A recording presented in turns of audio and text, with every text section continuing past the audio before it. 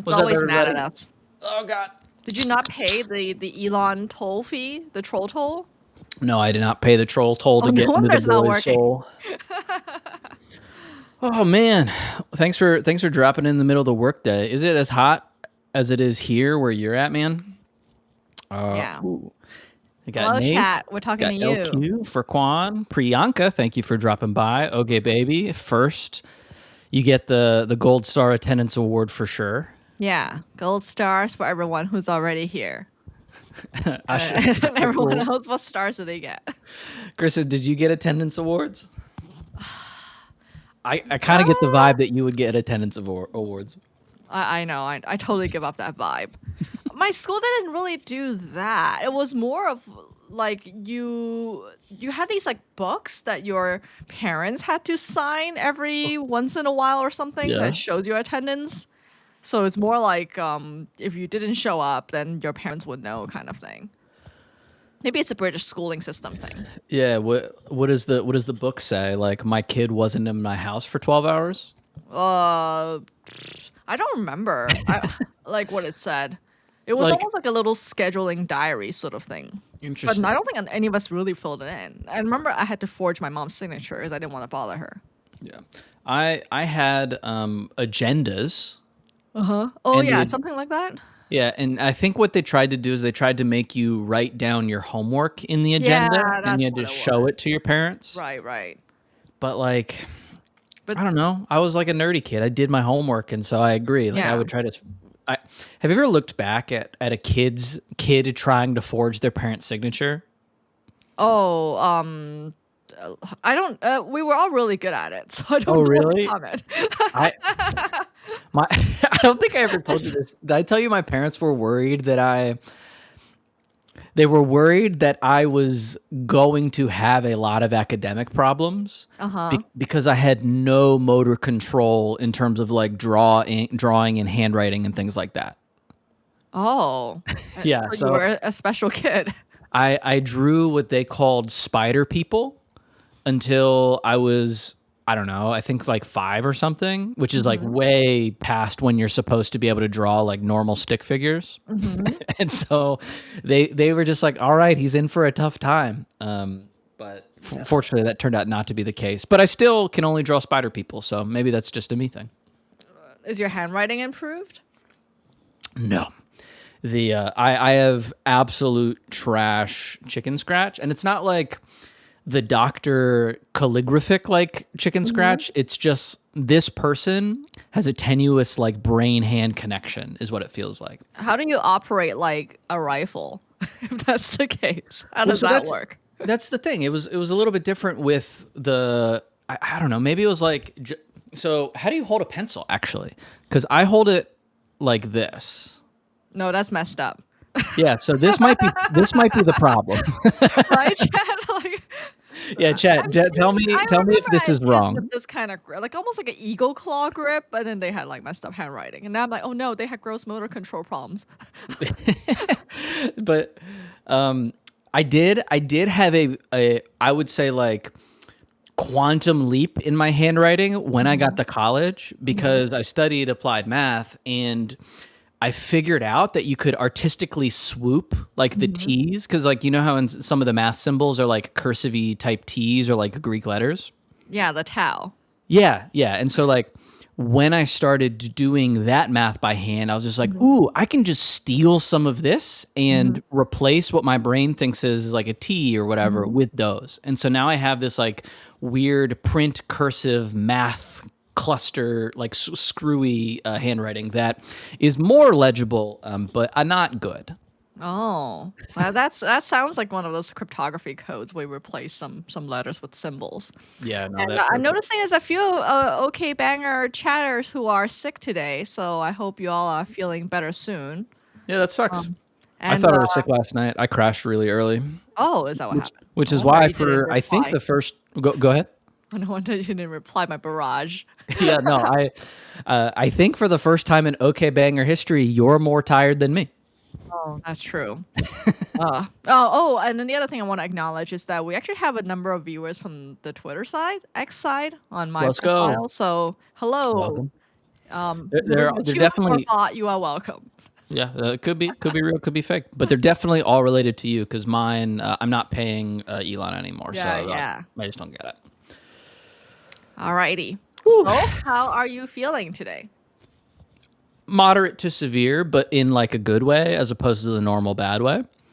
Moderate and to severe good. I don't know.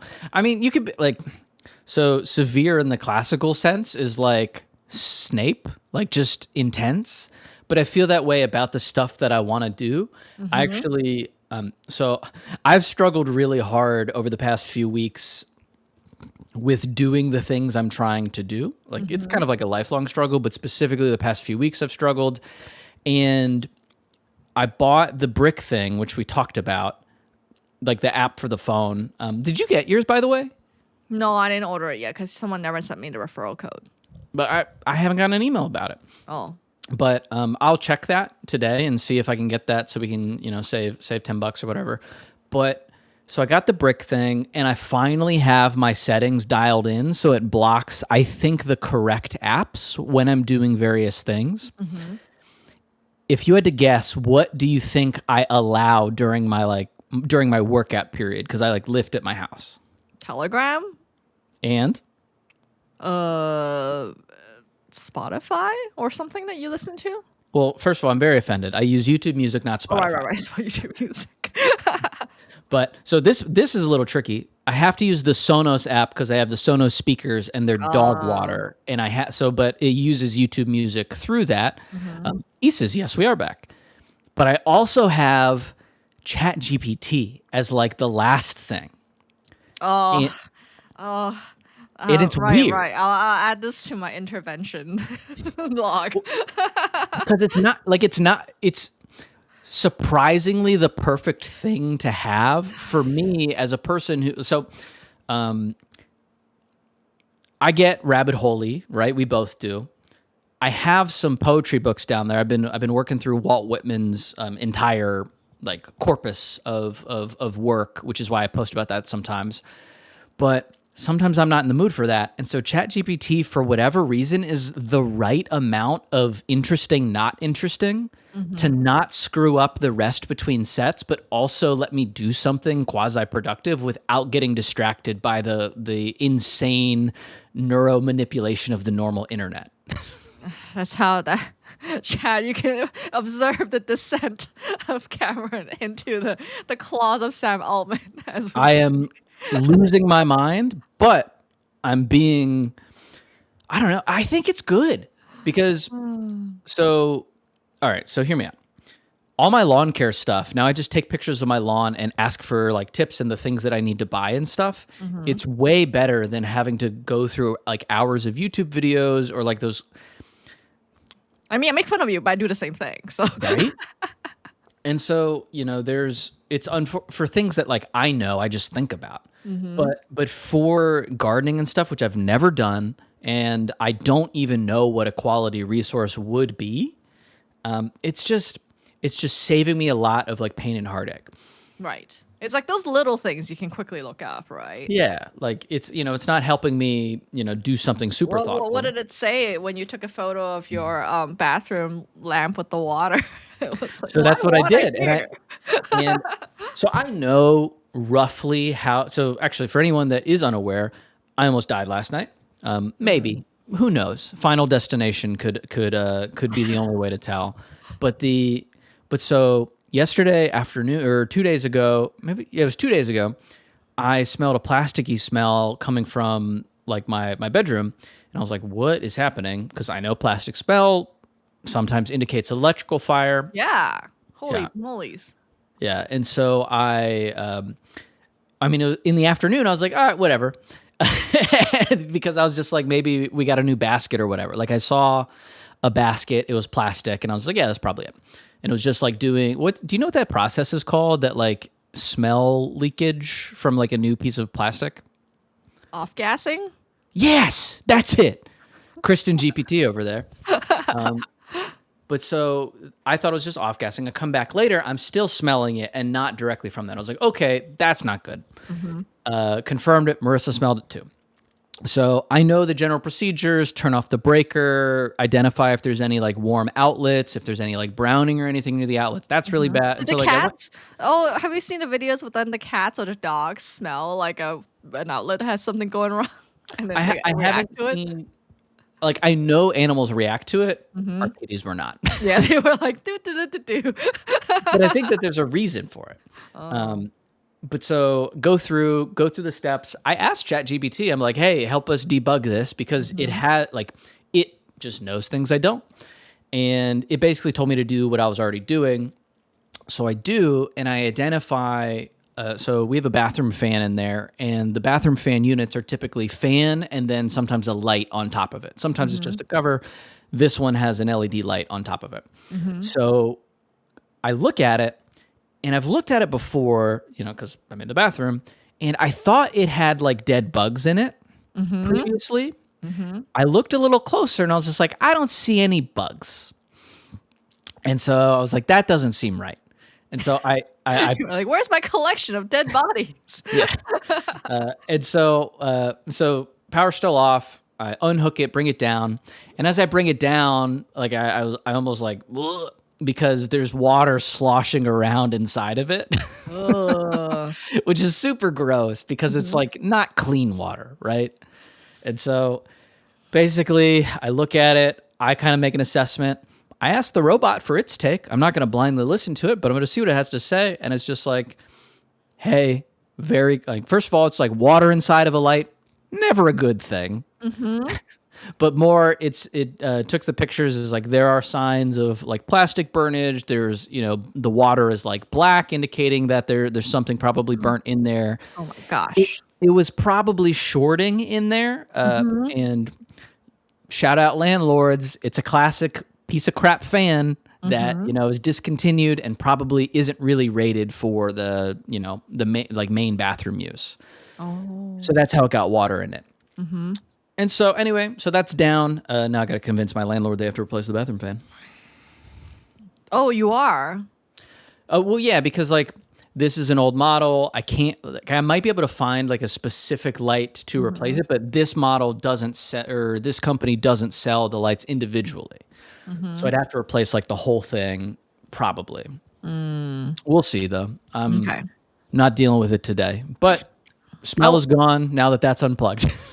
I was separately reading about how, yeah, bathroom fans are actually one of the highest causes of electric fires Yeah. the other So that day. that So this corroborates the I statistic. learned that from the robot. Oh, okay. And hi, Jimo. Thanks for joining us. Thanks for saying Yo. hi. So since I've been doing the shorts, YouTube shorts, I feel very torn because I know I'm gonna end up clipping this conversation somehow. So now all we have are these batches of like how ChatGPT is a weird way we're using it, or oh no, AI bad, and like bizarre like household facts. Like that's all we're left with these days. I mean, if we're being completely honest, that is kind of the show. I know. I That mean, is we a get. reflection of our lives. That's true. I mean, this is how we're researching, right? Yes, I guess. But I Part of think it. like the actual book content part is really hard to clip because they take a long time. They're never short little anecdotes. So Yeah, like people who only watch shorts actually end up watching a completely different show compared to the rest of us. that's the nature of the beast, though. The Oh. context, the context collapse of the internet is Hmm. changing how we think about everything. Okay. Well, let me know Today, when. Oh, go, go on. go, oh no, I was just gonna say, I don't know if we're gonna get into it this second, but Hmm. today we're gonna be talking about a very interesting talk from a famous computer scientist named Richard Hamming, who is at Bell Labs and also worked on the Los Alamos project. It's a talk called "You and Your Research," Hmm. basically a compilation of all of his opinions about how to do really, really good work. Yeah, and I was actually reflexively rebellious when Cameron mentioned the essay because it's one of those, like really long professor website with the Times New Roman. And I was Kristen, also look, I could feel through Kristen's text message her rolling her eyes at me. yeah. But I ended up, of course, per usual, reading through the whole thing and then like copying snippets and go, oh yeah, yeah, like I really like this part and that part. And I was like, oh damn, by this point I copy and pasted half the essay. So Yep. it is an interesting read. Oh, Cool Beans brings out that like the more we ask our chat GPT, the less we're actually talking to our friends. Yeah, So exactly. trick question. The only friend that I can think of that would have had any idea is pretty much Cool Beans. Yeah, I know. I feel like that's one of the main issues. Is that yeah, I think yeah, Cool Beans is probably one of the few with actual like repairing things and fixing things and learning things on the fly skills. Yeah. And it's also, I understand the value of mutually reinforcing relationships and helping other people and doing that kind of exchange of, Hmm. esoteric knowledge and service and whatever. Yeah. But it's like, I posted this yesterday, and the reason I think that these large language models have product market fit is because lonely people get to interact with somebody that won't get tired of them. Same with dumb people, same with smart people. Just it solves that problem for them in a different way. And there's only so many times I can text a friend for help, whether it's like knowledge help or physical help. And like odds are they're not going to respond right now when I actually need it.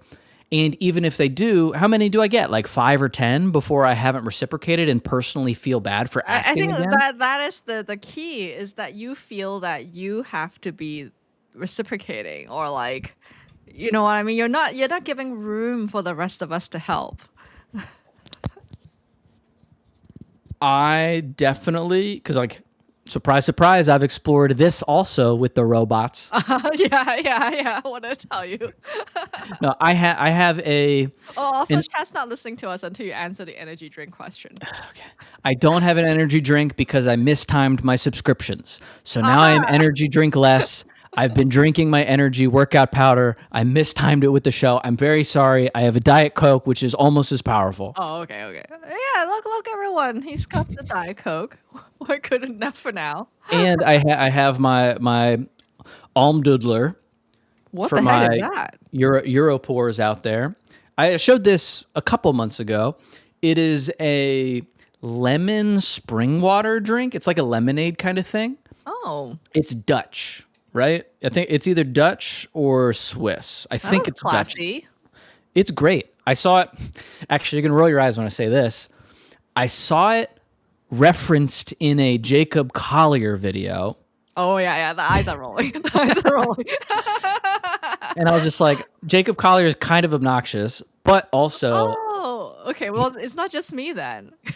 what? No, he's Who super thinks? obnoxious. Like, he's an alien, right? Oh, He is not a human being. He is an alien that listens to alien music and makes alien music, which is okay. It's not my cup of tea. He mm-hmm. makes music for whatever conquers us in the next 50 years.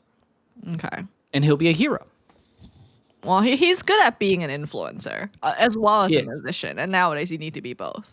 Yeah. He actually, I had a friend.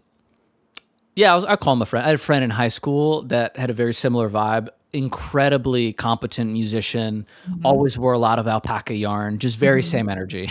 Mm-hmm. He Oh. says, yeah, ChatGPT does hype us up. That's well documented. It's very sycophantic. Mm-hmm. You should not listen to what robots tell you without really squinting at it and being like, be more critical, or I think you're being sycophantic. And then a lot of the times it'll rewrite what it says to you to be more realistic. Yeah, the quick version of it is just to say instead of saying I think blah, you say my friend thinks blah, and then be a critical expert about blah, and that removes a lot of the sucking up parts. Yeah, if you prime the robots to be, say, you are pragmatic, you are direct, you are straightforward, you are no nonsense, it'll give you a little bit more clinical of an answer. Hmm. Or Yeah, and then Arlu made the joke that I was making in my head, which is like, yes, clearly you need ChatGPT to schedule your energy drink deliveries. it's not that good yet. The eventually, I think the agentic future will let me buy a bunch of Right. stuff. You know what's really bad? Amazon's AI. Have Oh, you ever yeah. tried to use the It sucks. Rufus thing or whatever? It sucks. Oh my god, it's so bad. I'm like, why? But why is it so bad? Is it because they couldn't hire the good engineers? I like to think a No couple offense if you things. work at Amazon. I'm sure it's a very Offense. bureaucratic place. I used to work at Amazon. Oh right. Offense. The I think it has to do with like two big things. The first one being that all of their training data is slop. Product reviews have not been a meaningful quality source of text since at least 2015. But even if I feed like what I can see in terms of reviews into ChatGPT myself, the results are better than it's like they're not even accessing their own database for some reason with the Rufus build.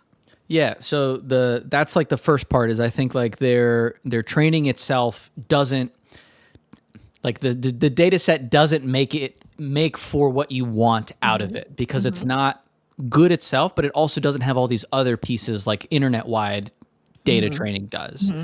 The other piece is I don't think Amazon has like I don't know how to describe it other than like a culture that would make a general purpose language model work. Because all they think about are like very discrete inputs and outputs and like business logic and optimization logic. It's not going to talk to you like a friend because nothing about Amazon is your friend. But like Alexa was really close actually. You know what I mean? They actually had an edge back then. There was a thing called Alexa Skills, which was Yeah. like a programmable voice thing, and I tried to make apps with it way back when. Yep. And it was super hard to work with, but I felt like they had an edge and they lost it. Yeah, I mean the edge was like 2015. Yeah, exactly. And that was pre like widespread neural net, et cetera. So I think the I was Alexa trying to that make an app where you could practice the U.S. citizenship test by voice. that's interesting. Actually, we should have a whole nother discussion about voice as a UX, like as an interface. It's not very good for most people. Because of accents or because the way it's hard to think verbally. The way a lot of people interact with things isn't voice. And so even as like kids grew up with Alexa, they didn't engage with it in the same way that like textual interfaces and like GUI interfaces get interacted with. It's not like super obvious why, but there's a lot of there's been a I lot of think it's research. just too much lag right now. But once it's instantaneous and you feel like it is a person, then you are totally cooked. It could be. That like lag is one of the big pieces for sure. Yeah. JC4P made this app called Talk Trainer. It's available for free for now, where you can practice languages with it, and I thought it was really well done. But it's just super hard because it doesn't reply. It doesn't cheat at all at any point and allow you to speak in English. So if you say like certain things in English, it will be like, oh yeah, you said blah blah blah. But back in Spanish, the idea is that you should be able to pick up on what it said in reply to you, so you know what you said. Interesting. And it's very fast, so it feels like a real conversation. That's fun. Do you learn languages? Yes, I mean, I speak a bunch. No, I know that you have before, but like, do you do that? Is that a Sure. thing you want to continue into the future? I mean, every once in a while, I panic and go, "Oh no, I should learn more Spanish."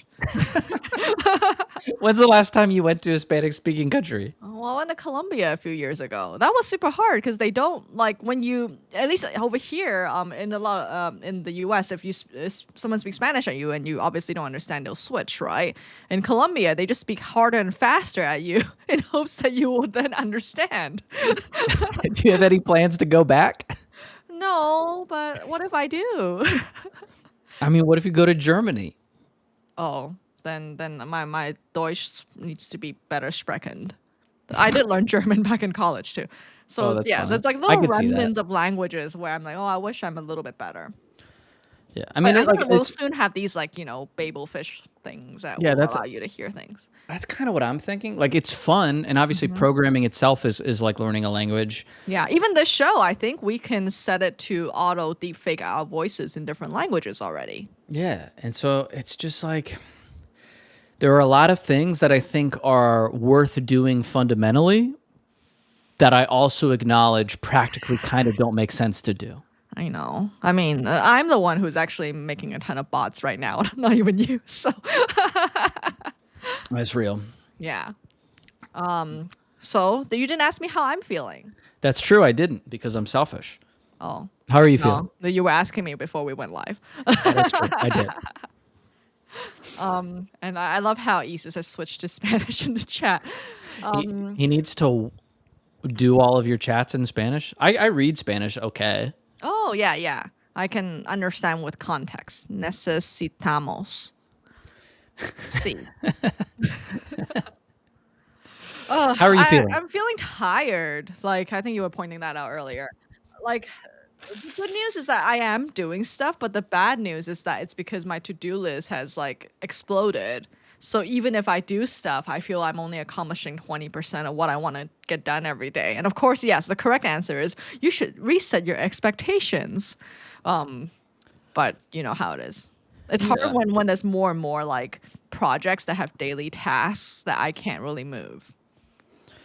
The Oh yeah, and then everyone's pointing out, yes, I do know no wahala. no, yeah. One of the more interesting things from being a startup founder and in the startup world, like one of the more interesting ideas that I've taken away is ultimately the founder is the keeper of the focus. Because as you do more and as you learn more, you end up finding all of these other paths for stuff that you could do. And odds are they're all good ideas, but Yeah. are they the best idea? It's really hard to say. I feel that way too, right? Right. We didn't get to it, but I also have a side quest that I want to play around with for little feelings in terms of optimizing it for LLM search versus SEO. And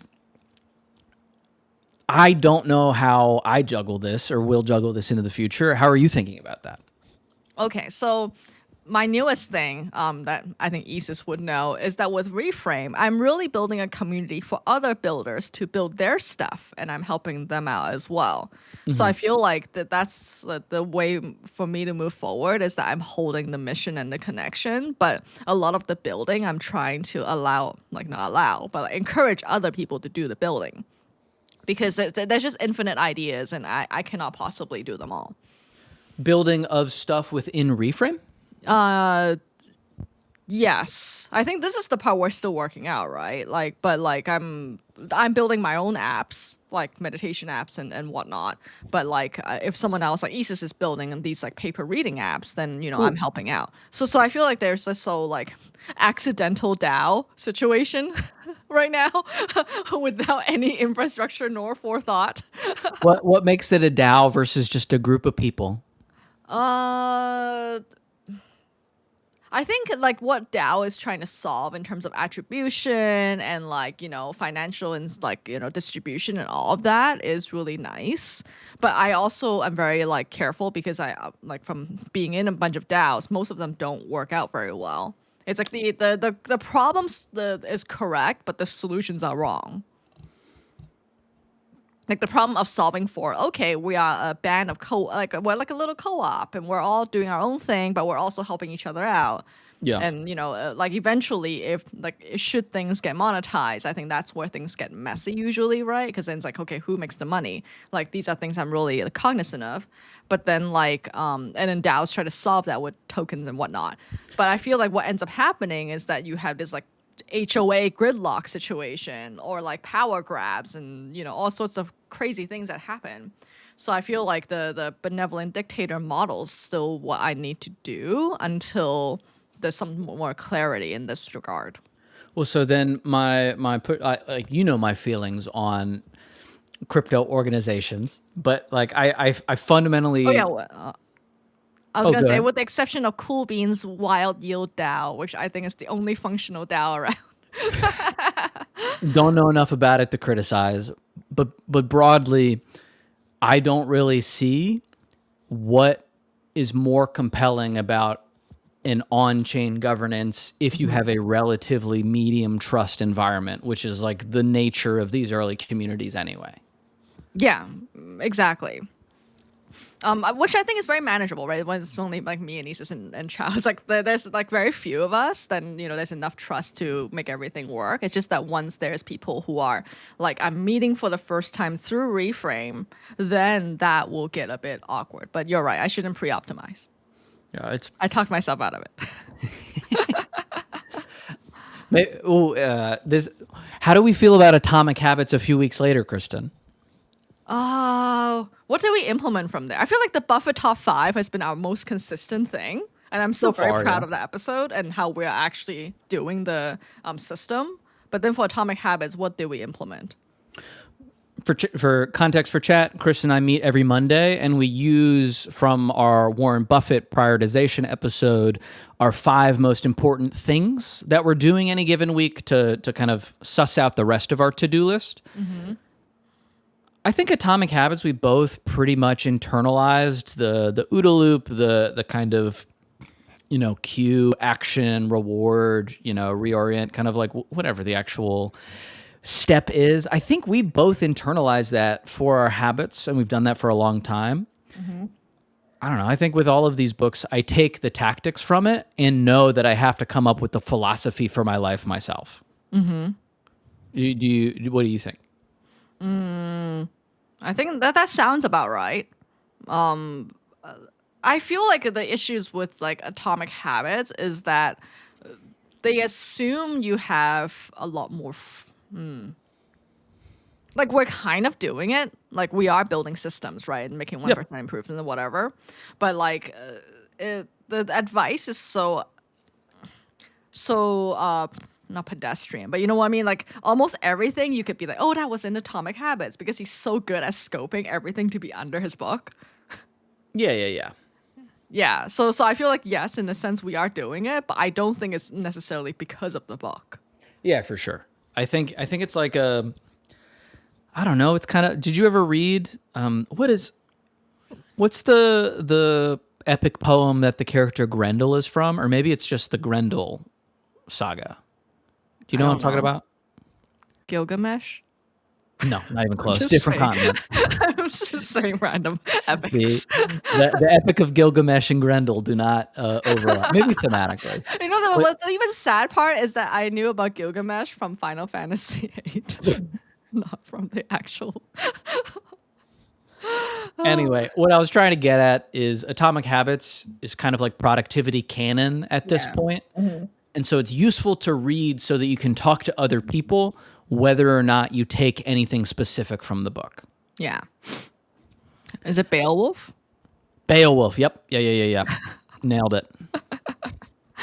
Oh, well, okay. I will disagree with Art. There is a specific Grendel that I like. I think there's another poem that is just Grendel. We need someone pulling this stuff up. I like how we went from like lowbrow to super highbrow in like 2 seconds. Okay, Banger's about whiplash, baby. Intellectual whiplash. Okay. But yeah, I think today we're going to talk about the Richard Hamming essay, speaking of highbrow. How did you come across it? I love not dumb. I love weirdo academic niche collegey professor university websites. Oh, the ones that look like they built in 95 and never changed. Yes. Some of the most interesting things on the internet come from those kinds of places. That's why I started that project. The pdfproject.org has really interesting PDFs uploaded to it. I don't really talk about that too much. We worked on it together. And but anyway, this one was from one of those like Hacker News or old Reddit posts or whatever that I read, I think when I was in undergrad, when I was studying physics and applied math, and I thought I might actually become like a scientist. And so I was like reading it, trying to understand this like person that I looked up to, Richard Hamming, like I said, Los Alamos, Bell Labs. He worked literally in the same office as Claude Shannon, who is one of my, like academic crushes. And so he had clearly done a lot of really interesting technical things, and trying to understand that person was important to me. There's also something about these types of websites and these types of people, especially when they speak, they speak very differently than people do today, even like academics today. Mm-hmm. And I don't know how to describe it other than it kind of feels like I'm talking to my grandfather, who was Yeah. like a industrial chemist for his entire career. Mm-hmm. And so reading it, you can basically feel the white shirt, black tie, pocket protector, like Mm-hmm. glasses energy coming from it, Mm-hmm. mixed with also an intensity and a like there's a section in this Mm-hmm. in this talk, because it's a talk he's giving and it's an essay of the talk, where he's kind of talking about how people aren't really bold with their research convictions, and it's like that energy of this like bold academic researcher person, as opposed to some other archetypes of academics that I don't vibe as well with. Yeah, for sure. So like he talks about almost something like the right stuff, right? Like Yes, which is oh my gosh, who wrote the Tom Wolfe, I think, wrote the Thomas right Wolfe. stuff. Yeah. Yeah, and the whole idea that if you don't believe you can do it, you definitely can't do it. Also, if you haven't read the right stuff, it's about the astronauts of the Apollo program. It's a Crazy that they classic did military it. book, isn't it? What was that? Do they recommend you to read it in the military schools and stuff? The right stuff? No, Really? they were all naval test pilots, so not really like the overlapping canon of the infantry branch. I, I mean, You guys are like, ew, the Navy. well, yeah, because they're dweebs. Okay. Also, not necessarily great dudes. They had all of the same energy as like 50s and 60s Hmm. men. Is But there like a infantry equivalent of the right stuff that has more infantry people in it? I think the closest thing, in terms of a study of people, Mm-hmm. General Erwin Rommel's infantry attacks of him being a platoon leader in the German military in World War One. Mm-hmm. I think that's maybe the closest to getting very, very close to an infantry youth. Mm-hmm. But there's not like not that I've come across, there's not the same kind of really following a small group of people doing a specific thing Mm-hmm. with the Tom Wolfe, with the like Bonfire of the Vanities energy, Mm-hmm. or like Fear and Loathing in Las Vegas. Like it's all that kind of intense, but also with some gravitas, but also just kind of batshit. Mm-hmm. So in terms of like an infantry perspective of that, I don't really think so. Maybe like no, they like We Were Soldiers Once and Young is like it's like a Vietnam War era stuff, but it's not like the same. Mm-hmm. Okay. And I see there's a bit of Navy bashing, but I'm sure like the Navy people also bash you guys for being, I don't know, Yeah, jarheads. for Or is sure. that the Marines? I mean, Marines eat crayons. The Army is, a less tough Marines. Mm-hmm. The Navy is full of seamen, and then the Air Force sits in chairs all day in air conditioning. And so like that's kind of like the running joke. Yeah, I always thought that if you're, if you're conscript or something, you should probably join the Air Force. Like that's the cushiest one, right? 100%. Yeah. Navy also has a lot of benefits of you get to go to port. And Mm-hmm. so so when I joined the Army as an infantry officer, I had a buddy who was a surface warfare officer. Mm-hmm. And as I was doing all of my infantry crap, I'd like come back from the field in July on Mm-hmm. a Friday afternoon in Mm-hmm. Fort Benning, Georgia. And Mm-hmm. I'd go on to Instagram and I'd see him freaking posting pictures from Rio Yeah. or some other like tropical paradise. And I was like, dude, this freaking sucks. Yeah, I was. That's why when I heard you're in the Army, I'm like, oh man, you're not in the cushy branch. No.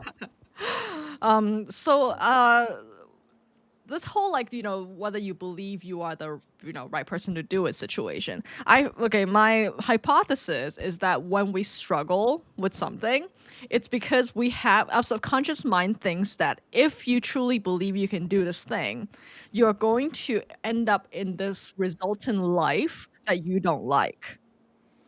So therefore, let's not succeed at doing this thing because like doing a thing and succeeding with it always comes with everything else around it, right?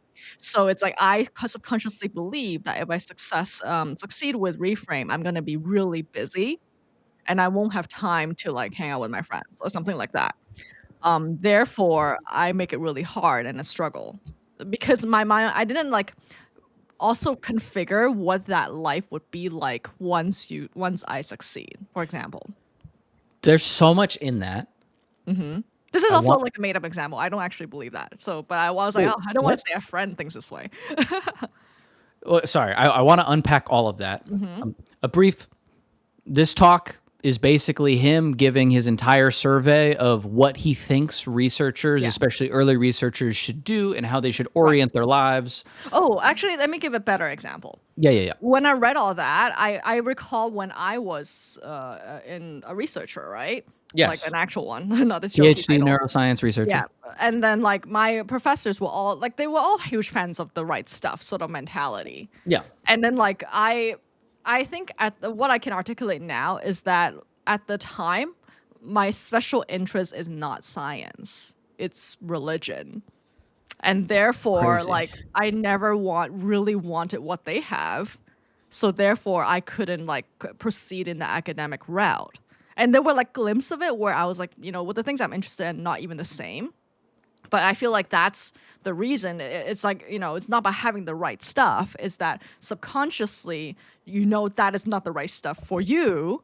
So therefore, like one will not succeed in whatever it is, like, and it will redirect you to what you're meant to do. What do you think about that? I think you are describing having the wrong stuff. For that situation, right? Which is Yes. not a bad. There's no right or wrong in that sense. There's only like right fit and wrong fit. Full agree. Yeah. I mean, So I feel like that's where I feel a lot of people struggle unnecessarily, including myself, because like we see it as, oh no, I'm struggling with this thing, but it's actually because subconsciously, like we know, oh, this is not exactly the right thing yet. And it could be like, there could be some deception in there, but I feel like it's not necessarily bad that one is, struggling in some way.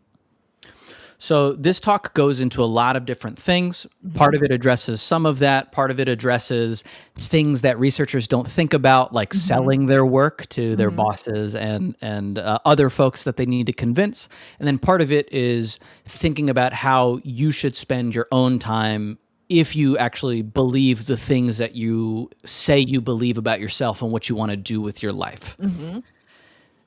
One of the early things in the talks that he says is, I want to not misquote it. like everybody has one life to live, and if you want to do significant things, you have to basically make the decision to do significant things. And so applying that to kind of what you're saying is, did you really feel this about yourself, or did you operate in a way that wasn't aware of this aspect? Or are you applying this logic retroactively, or are you asking if this is how you should think about it? Oh, retroactively, right? Because at the time it just felt like I'm failing. like I'm not quite right, but I don't know why. Okay. So Like I didn't. It's one of those situations where have you seen Friends where you're like, oh, your issue is that you want, but deep down you don't want, so therefore you're not going to get whatever you think you want to get anyway. yeah, I think I agree with that in the general case. I think there's a lot of specific cases where you might have the wrong stuff. Even if you want the thing. Yes. Oh yeah, I think so. Of Like, course, I think every it's- permutation exists. I think it's too nice and coddling to say, if you aren't succeeding, it's because you don't actually want it. I think that's unfair and maybe cruel to tell some people that, because there are some people that I started the physics major with that I love and I care about a lot, but dude, they could not do math to save their life. Oh. They just didn't have the right stuff to do physics, at least at that point in their life. Yeah. So there's like a skill and want 2x2. Yes, I agree. Yeah. But I'm just saying that maybe 50% of people think that it's a skill issue, but I think it's actually a want issue. Yeah. I mean, I say that in the same breath of fundamentally believing most people can do most things if they really want to do it. But I think you're pointing out you not succeeding might be a function of you not putting in the work you need to because you on some level don't actually want to do the thing. Is that fair? Yeah, exactly. Or you want to do something else, but you haven't quite figured out what that is yet. Yeah. So how did you realize that? Because I think you completed your PhD, right? Yeah, I mean, yeah. So you didn't realize it during, or you I did, did and a were just like, postdoc, so there was like a long period. yeah. Also, And one would argue I'm still figuring it out clearly. I mean, from the great warrior poet Kendrick Lamar, it's a lifelong battle with yourself, man. Hmm. I Top Gun is naval aviators. They're not the Air Force. If you ever see a plane on a ship, it's not the Air Force. Oh, like most likely. Oh, I didn't know that. Yeah.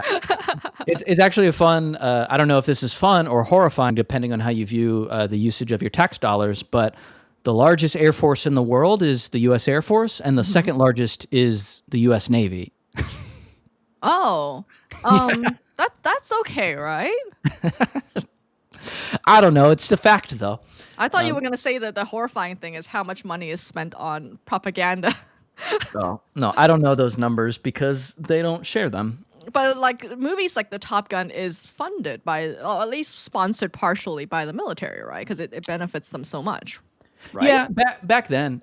But But even the new one, right? the new one also is. But if you Yeah. look at the grand landscape of media, the Hmm. amount that actually goes into directly paying for. Even YouTubers now. Have you seen some of these YouTubers like Mav? Like they're being paid. I mean, this is all transparent. Like Yeah. they're being paid to showcase military training now, Yeah, there's which makes there, sense if you want to recruit from the younger population. for sure. There's also the U.S. PSYOP Command has a Hmm. YouTube channel, and Hmm. not gonna lie, all their videos are bangers Hmm. because they're all just vague teasers of just PSYOP stuff. And so I have a little bit of internal dissonance with like, oh, dude, this is sick, but Yeah. also nightmare. Okay, so related to the whole skill issue thing, like he talked about brains, right? How there's enough brains in the entire talk to, Yeah, solve that every I was problem. gonna go into that one. I love this section. Yeah, so like I'm gonna have a tangential point, so you say your point first. Oh, I was just gonna say hello to LQIQ. It's very hard to read. Like I can't tell the difference on paper. The section itself, he directly, like Richard Hamming directly addressed, how about having lots of brains? Does Mm-hmm. that mean, like, do you have to have lots of brains to be a good researcher? Mm-hmm. His short answer is it helps. You probably do if you're thinking about being a researcher. But then he goes into multiple examples of people that he's like worked with or worked near that he's like, I don't think that person's particularly bright. And then after a period of that person like struggling, something Mm-hmm. clicks and they outwork whatever limitations they have with their like baseline brain IQ. Mm-hmm. That doesn't mean if you're dumb as a rock, you're going to get a Nobel Prize in physics. But it does, like, it's an interesting perspective from a professional nerd to talk Mm-hmm. about how to be really good at being a professional nerd and how Mm-hmm. brains is part of it, but it's maybe not the most important part. What did you take from that? Um, I think it's like a barbell effect sort of situation. Yeah. Like I feel when I was in grad school, I was definitely not the fastest thinker. Because you know how some people are just like really quick in thinking Yeah. and they can like solve problems really quickly. I was not. I'm definitely not. I'm like a farmer plotting type, you know. So when we talk about brains, I'm like, yeah, like there's some people where you're like, oh, they are destined to be researchers because they're just so quick. But I've also seen people who are much more of the plotting type succeed if that's something they really, really want to do. But you have to like know your specialty. You Yeah. know, like if you are not quick, don't compete with the quick people. Like that's just not gonna. You're just not gonna win. Yeah. Or chase the same problems, Yeah. or like your path ends up working on a different set of things that the quick people probably get frustrated with because they can't solve it quick. Mm-hmm. I Like if this you're good at holding complexity or something, you know. But I think Yeah. that takes a level of introspection, or like maybe like 360 reviews. Like there is something where you need to collect data on yourself from other people because it's really hard to see yourself. I think it's a humility and ego thing. Say more. when you think a different way than the best or whoever's getting heralded as the example, and Mm-hmm. oftentimes like the people who are quick with the answer end up being that because Mm-hmm. it's just more visible when you get the answer faster. You end up comparing yourself to that person and trying to fix the aspects of yourself that make you more like that person, and sometimes Mm-hmm. that's the right answer. But especially in an era of, or especially in an environment where that person just gets better at being faster because that's already what they were going to do. They're leaning into the thing that makes them feel good, which is like being this quick, fast yapper, talker, problem solver. Mm-hmm. You have to really be honest with yourself, which is basically what you're saying. So like that But I you're mean, not in the examinations of your strengths and not your weakness. I think that that's the one thing I wish I had known earlier. Is that like mm, when I thought, oh, I should like gather data on myself and see what I need to improve. That's actually not the right way to go about things. I should have only focused on my strengths. that's funny because I think my mental illness involves me refusing to accept the state of my weakness. And then like as a result, like you can only do so much in any given like week, day, month, Mm-hmm. whatever. Mm-hmm. And wanting to shore up those weaknesses because there's a part of me that's really, really afraid of being weak in that specific way Mm-hmm. ends up preoccupying me in a way when, as you're pointing out, you should be prioritizing doubling down on the strengths because that's the thing where you're going to be truly incredible, great at, or like perhaps singular at. Mm-hmm. So like, but you are saying that you are ignoring your weaknesses, or No, like no, no. trying to. I'm saying I wouldn't ignore them because my ego is such that I would refuse to accept that I have them. Oh, so you really want to make sure you're perfect and patch them all up. Correct. Oh, yeah.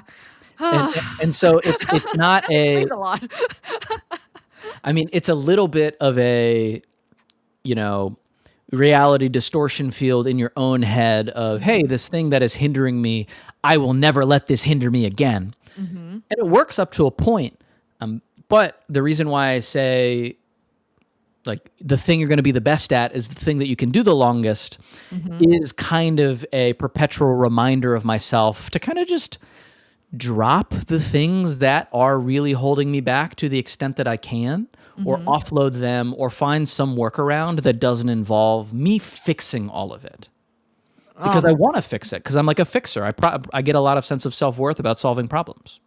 And I consider a weakness a problem. yeah. So related to that, one of the quotes that I screenshotted this to you just to rub it in your face is so ideal working conditions are very strange. The ones you want aren't always the best for you. And that reminded me of you immediately. Yeah, that's real. I immediately tried to rationalize it and saying working in a place with other people is different than working by yourself. Uh-huh. Because I would like the reason why I'm obsessed with Bell Labs as a place is because I want to have worked there. But that will involve being in a shared space and working with other people, right? It's But almost the like a startup benefit is accelerator. but the benefit is eating at other people's lunch tables and getting to rabbit hole about their special interest. Yeah. And I love that. But that's very different than working at a co-working space. Oh, sure, sure. You know what I mean? Yeah, And and I feel like at the Edge Esmeralda conference, I got to do a lot of that because it's yeah, essentially a month long, adult summer camp where we did a lot of that kind of interactions. yeah. My problem with conferences is the kind of people that I want to rabbit hole on aren't going to the conferences that I've typically Well, gone to. this is why we need to organize CamCon. Remember? Yeah. I mean, we're going to get a lot of people coming to CamCon that are not familiar with our work. You get to pick whoever you want. Well, so I'm exploring in my head something that I have implemented at various times of my life. I've always valued it and it's always fallen off my calendar for one reason or another. Mm-hmm. He has a section in there about Fridays after lunch. He only thinks about big things. Mm-hmm. And like his definition are the things that are truly important in his field of study. And he doesn't like do any other like normal work. He doesn't allow space for the admin crap. He's just, hey, I'm going to think about, one of the things that I'm thinking about for what I would do if I implemented this in my life is I would only think about how AI is changing, consumer products. I would only think about how it's going to change our day-to-day life 3 years from like this moment or whatever. I love doing that. That's actually the thing about my MBA that I appreciated the most is because I could kind of create situations where I talked about that crap and nobody really had an issue with it because it was school. Normal life doesn't work like that because you got to work and make money and all of that. But I might bring that back to my life if I can have the discipline to not get sucked into practical things again. Sure. So last night I sent you my list of like my 12 favorite problems, and that's from this course I did way back when called Write a Passage. So it's a writing course, blah blah blah. But the first thing that they make you do is to do this whole exercise. I think named after Richard Feynman, where you would list out your 12 favorite problems you are hoping to solve before you die. And the idea is that will orient you towards like bigger problems, right? Because if you're forced to list them out, like out of just pure vanity, you would try to think about more societal kind of problems. So I was wondering for you, what do you consider as your favorite problems? You don't have to list 12, but I haven't thought about that framing in a while. Richard Feynman is also one of my surprise like academic crushes. I've read all of the books about his life that I could find, and he played bongos. I always thought that was really interesting. I do know that.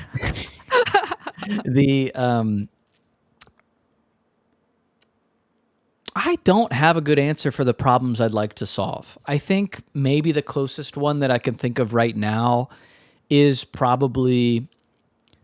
Oh, I know what we can do if you dare.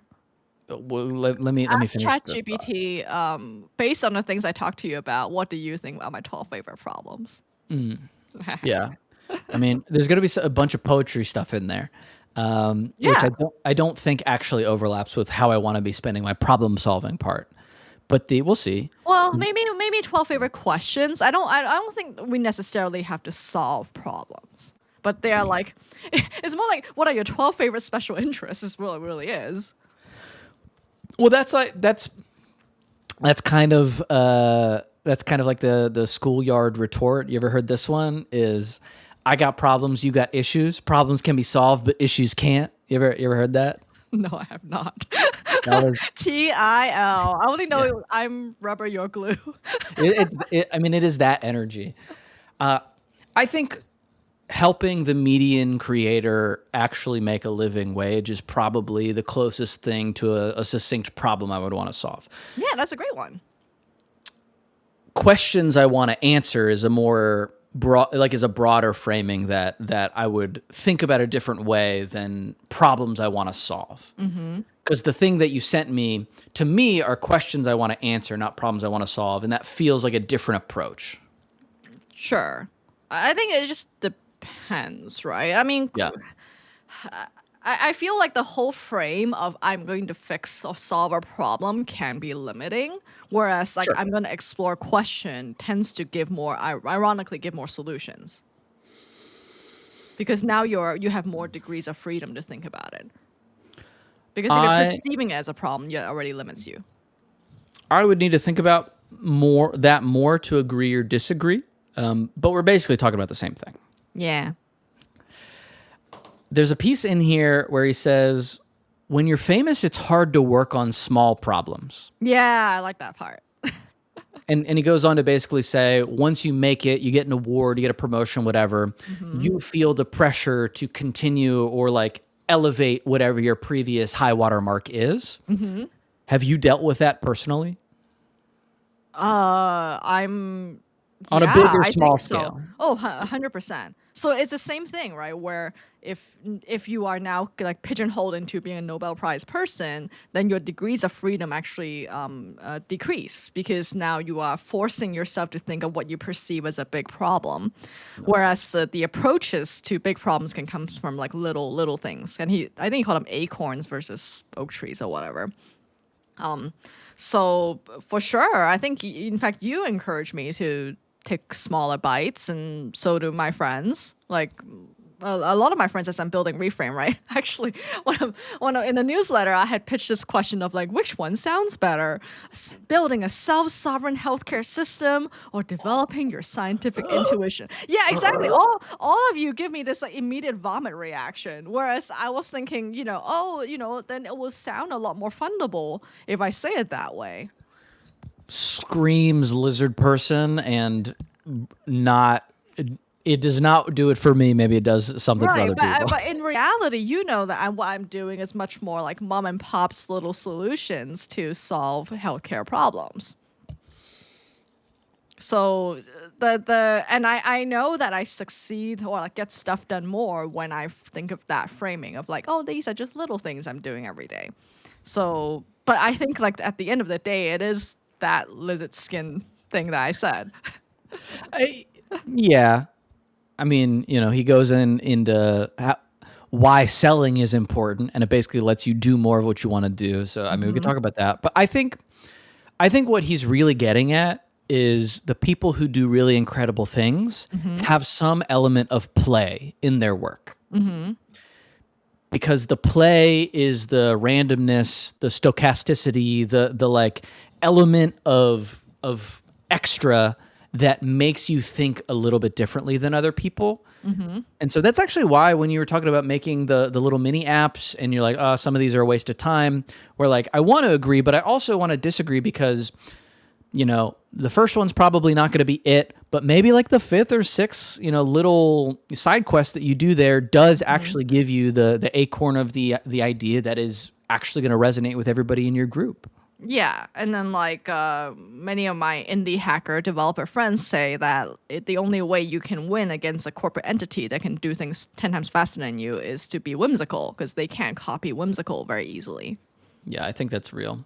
It's an authenticity problem, right? You can't be authentic when you are corporate scale because there is nothing that is there other than the drive to make dollars. Like that's just the nature of those beasts. So do you think you and I have this baggage though of like, because on paper we are like accomplished in certain ways, that we limit what we do based on past outcomes or something? I mean, it ebbs and flows. All human growth is erratic. It's not linear. I think I very much was victim to that within myself with raising for my last startup that I just shut down. I didn't need to raise. I felt really compelled to, as a way to kind of move on from the first startup that I did, which, like I kind of have mixed feelings about. And so for me, trying to one up the thing that I did previously was a huge weight around my neck as I was like swimming around trying to do this thing. And it made me do things that I probably, I would have been better served by doing some other things. And so short answer, yeah, for sure. Longer answer is I'm trying to outgrow that aspect of myself, or at least be aware of it as I'm doing these other things. That's why I'm doing things that, I'm intentionally trying to not do venture scale things right now. For a lot of reasons, but one of them is so that there's less pressure for them to work instantly. Venture scale poetry. I mean, I do think that I'll be able to turn it into something that actually is probably not a lot of money, but some amount of regular income. Right. I think you and I both doing the thing where we're doing the thing and we realize, oh, this needs a better system. And then we're going to end up trying to build a system instead of the thing. But sometimes that is the right answer. Yeah. That's the company Shopify is that. He tried true. he tried to build a store for himself to sell snowboards. He figured out there was no good way to do that. And now Shopify exists. Right. Everybody needs poetry, said Art. Not enough to pay for it though. Aw. Well, no, remember you're supposed to sell really cool merch so I can use consumerism to enjoy your poetry. I'm cooking up some stuff. Littlefeelings.com for anyone rolling through. Go check that out. I just published the first update in there, which was fun. Actually, okay. So this morning when I was screwing around ChatGPT in there, I'm gonna run an experiment to optimize Little Feelings for LLM ingestion. Oh. Because I don't think there's any poetry website on the entire internet that is gonna be oriented around LLMs.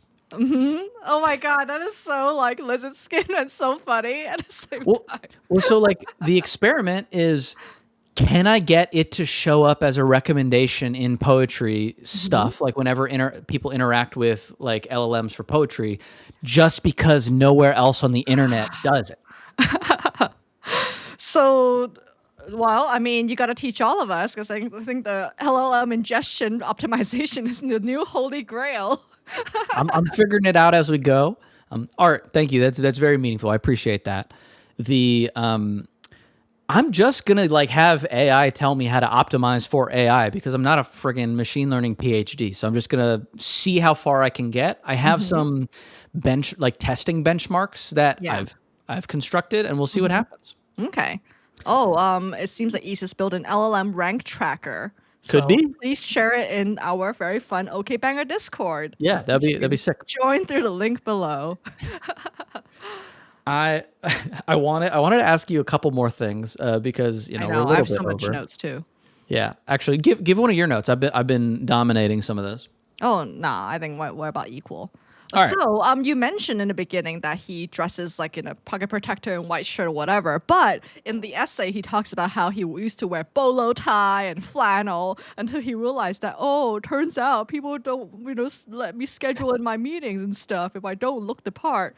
So Or get he computer is putting on a time. lizard skin suit, like his equivalent of it, in order to make things work. And he said that there's like 3 things you need to do well in selling. You need to learn how to write clearly and well so people will read it. You need to learn to give reasonably formal talks, and you must learn to give informal talks, which I guess is like being a modern day creator is all these things anyway.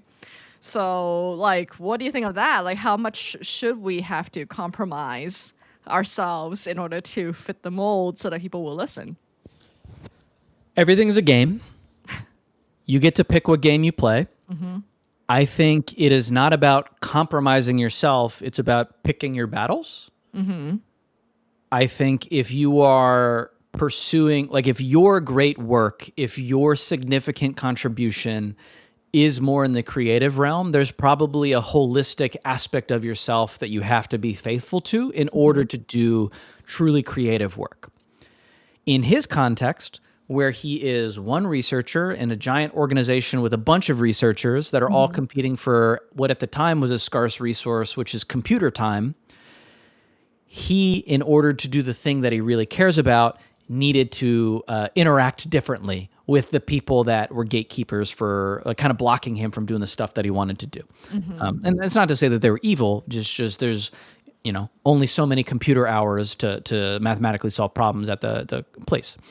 And so I think I actually really respect being honest about like, if the only thing between you and your great work is wearing a normal tie, not a bolo tie, is it really that important to you that you wear the bolo tie for the 8 hours a day that you're at the job? I like the kind of person where it is really that important wasn't ever going to be in that job position anyway.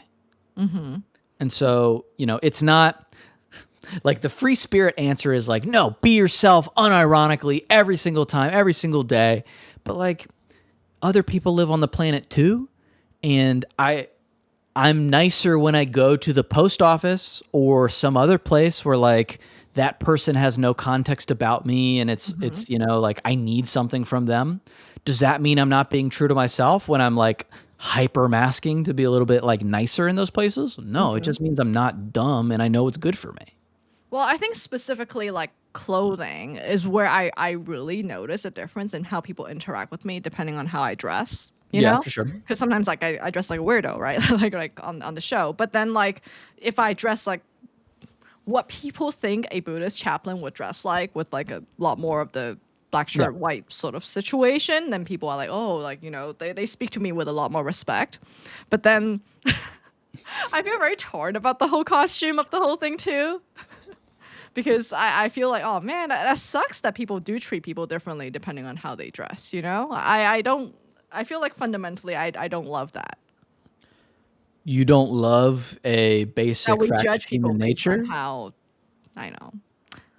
Like, And it's and the thing is, like, people like my teacher and like people who teach in the insight meditation tradition, like under Gil, dress in this like really specific way actually, with like a I know. shirt and Yeah. then like the slacks, and it's like a really odd sort of non-uniform uniform that I feel Yeah. like I'll descend into, but I'm also resisting. It's like the civilian priest collar energy. Yeah, a little bit like that. Yeah. Yeah, And so I've always been very torn about how I should dress for this show, because I'm like, I just want to be comfy and this is how I actually dress. But then I'm concerned that sometimes I'm like missing opportunities because I don't dress what people think warrants that kind of dressing.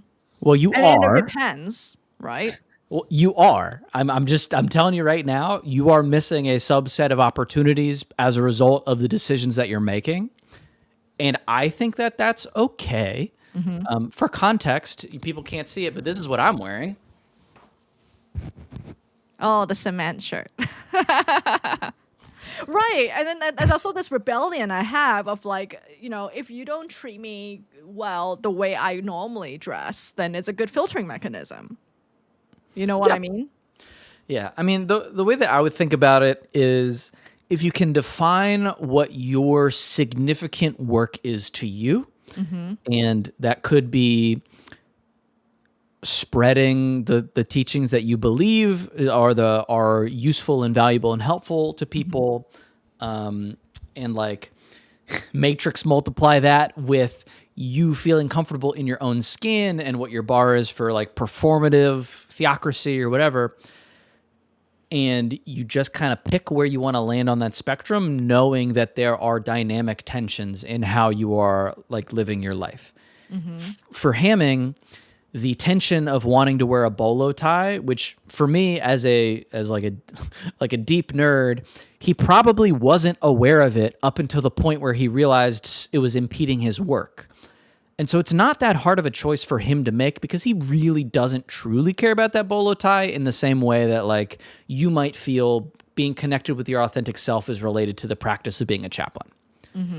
And so like I don't think it's fair to yourself to compare the decisions, because I think it is fundamentally easier for him to do that because he doesn't really give a shit. But I also think it's not a sacrifice of yourself to just like wear the thing that's going to reduce the amount of cognitive load that somebody has to have to understand some of the stuff that you're about. You know what I mean? I mean, it's the same thing as like not wearing a suit in Silicon Valley, even if you like suits. Like Yeah, exactly. It's like the weirdo dressing is actually the way to go. Yeah. And so You have to like turn up to the maximum. It can't be like half-assed, you know? yeah, I mean, it's all performative. I don't like, I think you may or may not be like losing more people in your Discord group on the margin. Is that worth like you feeling hyper aware of yourself in your body and in public spaces? It doesn't seem that way to me. But it's worth reviewing every once in a while. You know what I mean? Right. Do you do you remember the paragraph that he has in there about emotional commitment not being enough? Oh, remind me. I don't think I took notes on that one. So basically he goes into, a lot of people want to do hard things, and a lot of people partially do hard things, but he talks about how like creativity comes out of your subconscious some of the time. And the only way to get your subconscious really working on the problems you want it to be working on is to drown the subconscious in the problem.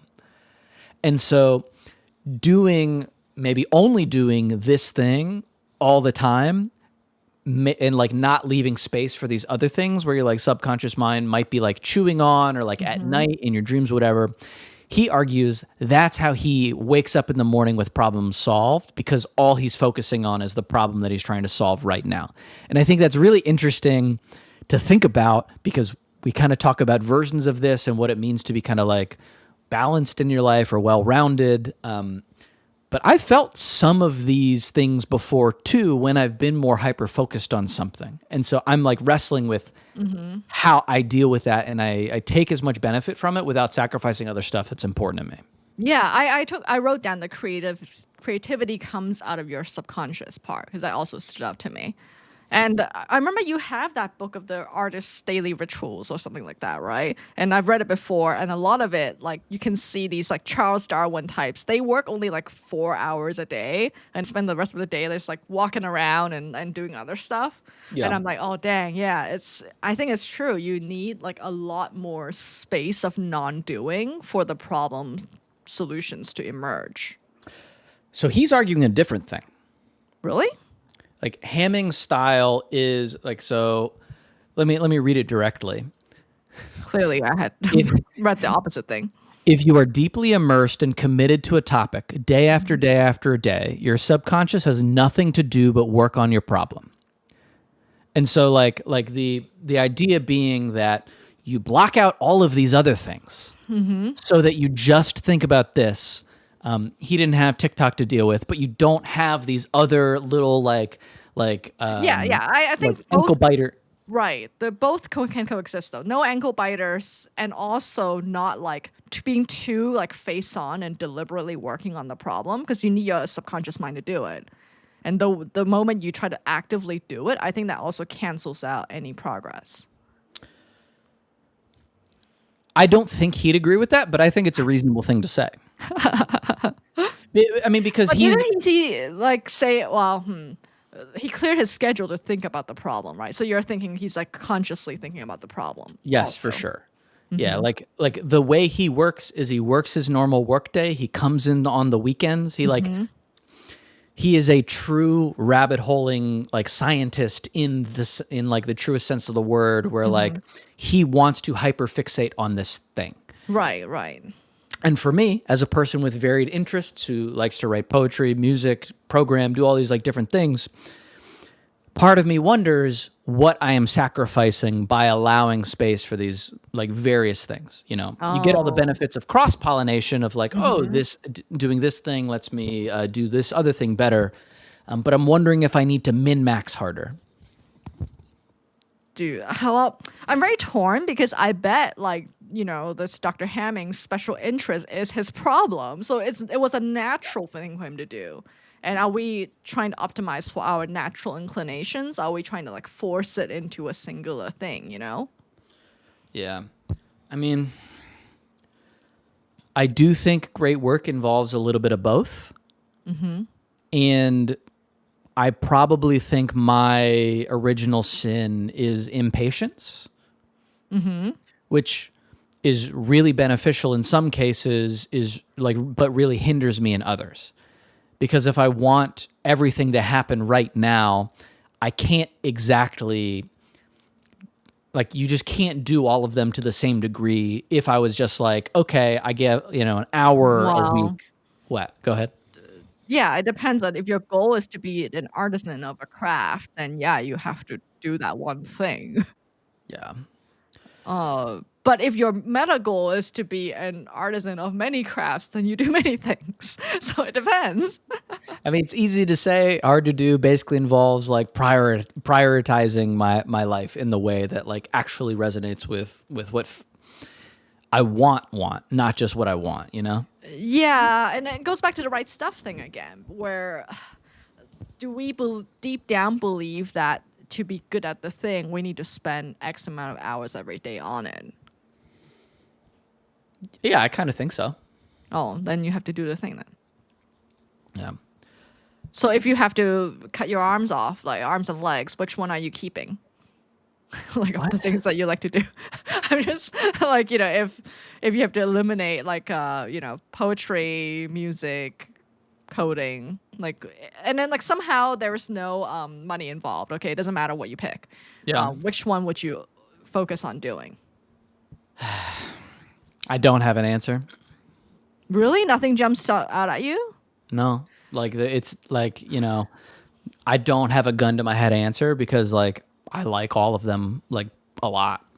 Oh, okay. So I don't know. I think the other aspect which I find really interesting is he has a paragraph about personality defects. Do you remember that one? Yeah, yeah, yeah. I like that one. The in one of them, because he talks about a couple different ones, but one of them he describes a very competent scientist that refused to work with at the time secretary, now admin, administrative assistant. He refused to basically let her do anything, and he like had a system for all of his mail, all of his to-do piles, like this, classic system that a hyper nerd comes up with themselves, right? They're what is it? Zettelkasten, Yeah. a classic Zettelkasten for himself. And Hammond comes in and is just like, you're right, your system is probably more efficient, because that's what the scientist is saying, but you are now your own bottleneck, whereas if you used the system that exists to support you, you can go as far as that system will carry you. And that punched me right in the gut, because I really, really like to like mess with all of the little pieces and levers and things like that. And I don't like letting go of control of aspects of things that I find important. You and me both. Yeah. We're I was both about to say, learning. like, how do you deal with that? Well, so in that section, I think I took notes as well because I was thinking, well, like that's where the whole decentralization, open source movements kind of come in, right? What? Because ideally, I feel like if you really care about like a mission or movement, you should be able to like communicate that in a way where anybody can participate without you being directly in control, because it's just not a scalable thing. So I think like that's how I'm thinking about Reframe now, is like, I'm opening up to everybody because I feel like the ambition of what I think it could be requires so much effort beyond what I can control, Yeah. that my job becomes to only hold the direction and movement and not necessarily do every single part that's related to it. And like, what can I do to empower others to do something and not just myself, which is a totally different paradigm of the usual, like, Kristen must make everything happen. Yeah. So that hits on what he says way in the beginning, which is you should structure your work so that other people can build on it. Yeah, exactly. So that really struck me. Yeah. That's interesting. I don't know if wonder how that that helps will work me. with your stuff though, because it's so Yeah. much like creative work, and I'm like, well, yeah, I don't want to add to your poems. Like, Yeah. what the heck? So shout out David Foster Wallace. I saw an interview with him. We did his This Is Water essay a couple weeks ago. I'm working on the video. I'm always working on the videos. Editing is a nightmare. That's something that I wish we had some money to offload to other people. Should we like? I think we should explore it. Yeah, because you now have enough examples, I think, for an editor to do it. Yeah, so maybe that's something to throw on for the next few weeks. But so shout out David Foster Wallace. He does an interview and he talks about his awakening in terms of understanding what kind of like avant-garde art really is, not just like his kind of youthful interpretation of it. And he uses a David Lynch movie. I can't remember the name of it. Something Blue, maybe Turning Blue. But he basically says, watching this film and understanding its influences, but understanding how it, in the context of the influences, is still uniquely its own thing. Clicked for him, or made it click for him, that to truly do really good and interesting, valuable work, you have to be yourself as hard as possible. And not just like the yourself adapting other people's, like unapologetically, I'm going to do stuff because I like it, not because I think people are going to think it's smart or clever or whatever. And, maybe that's trite. But for me, looking at all this creative work I'm trying to do, I'm trying to be like, okay, can I build it for other people to stand on top of? What does that really mean in creative work itself? Like, Yeah. I think other people building on top of your work in creative fields is being as yourself as possible in a way. Because, you know, like it's fun to like replicate stuff in other people's styles, but the more you do stuff that you like, the more it might actually shake somebody else out of the way that things, you know, should be done. Anyway, I'm super vague with all of this. Well, I mean, it goes back to the one problem, right? I mean, partially. I know you don't like to think about this stuff too directly, but Yeah. like in a way, if you can demonstrate how you can do creative work and get paid for it in a way that isn't yucky, then everyone else can build on top of your system because that is the dream of many creative people. And no one's Yeah. really solved that well. Yeah. The internet being free is really tough. But I mean, Like- some people make it work. It's just that tail, the distribution is too sharp. Like only the really, really top percent of people can make it work. And if we can shift that slightly to the average person, then that already is so much better. Or not even the average person, just the average creator. Yeah. Yeah. Like the middle class creators need help. Yeah.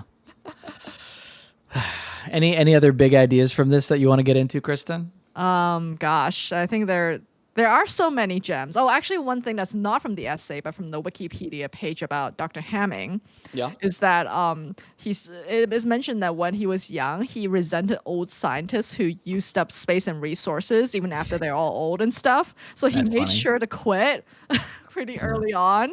So and just become like a adjunct and write books and stuff so that What other a people can G. have the resources. And I was like, oh, that's so good. Yeah. I mean, not saying I hate old people, but being very self-aware is incredible. Yeah. So I felt like knowing that made me enjoy his essay even more. That he wasn't just like, talking to talk. Yeah. Dude didn't just talk about it, he was about it, which is really cool. Kristen, I appreciate you jumping on with me. Did we fulfill your goal of us just having a conversation that we talked about before the call? Yes. And I'm so glad the chat had a very long conversation about neoliberalism that I think I need to catch up on. I mean, that's on brand. Chat has taken on a life of its own. Yeah. All right. Well, so we'll be back next week. So I think we're on. Oh, are we back next week? Yeah, next week. Okay. Back next week before the 4th of July on, I believe, the 2nd. Oh, no. Yeah, maybe the 1st. 1st of July, 11 a.m. Eastern Time, 8 a.m. Pacific, talking about, who knows? Keep an eye on our cast to figure it out. All righty. Bye, everyone.